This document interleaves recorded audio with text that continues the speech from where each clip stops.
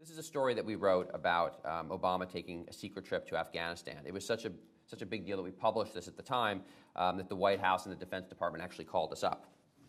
On the same day we put up this story, we put up this story.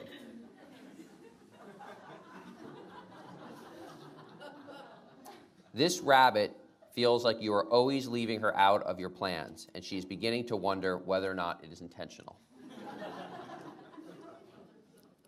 I think I remember the porcupine one by heart. I think it's, this porcupine wonders why you are continuously late to work, yet manage to still make excuses. So why do we do that? Why do we do that?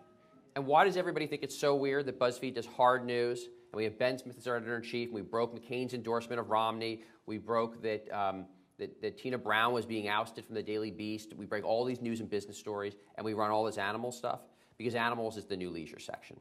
And what I mean by that is in the 1970s, the New York Times had no sections other than hard news. And there was a very innovative editor at the time, a guy named A.M. Rosenthal, who decided to launch all the sections that we now think is being typical to the New York Times. Books, museums, so on and so forth.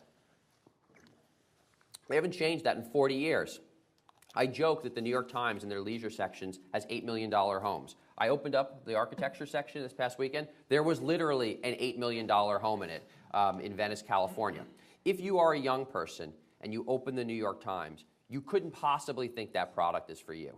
And yet they are still shocked that people don't want to buy or read their product anymore. The fact is they haven't adapted. And in culture, you have to continually adapt what is the leisure and pop culture content of that time. So we have the politics, we have the business, we have the food, we have all of those sections. Granted, they're done in a different kind of way. We have 100 reporters at BuzzFeed, but we do the animals because the animals are of the time. Everyone who reads BuzzFeed, 60% of our audience is 18 to 34, grew up with web culture, grew up with memes. They love this stuff as their entertainment content adjacent to their hard news. And increasingly, we're seeing older generations engage in this new kind of culture as well. What I liken it to is my parents' didn't like Elvis. My parents didn't like Nirvana. I don't like the music my little kids listen to. I don't like Miley Cyrus. So each generation has its own music. Each generation has its own leisure content. And it's not so weird. It's actually totally historic and totally typical. And every generation thinks the generation after its leisure content or pop music or whatever is ridiculous. The only people that don't like animals are androids, by the way. Have you guys seen Blade Runner where the guy, where he's talking to the android? He says, what do you do? There's a turtle rolling over in the street. And any human being is like, oh, I turn the turtle over. Poor turtle. I turn the turtle over. The android's like, like it doesn't know that you would turn the turtle over to save it. So if you don't like animals on BuzzFeed, you're probably an android.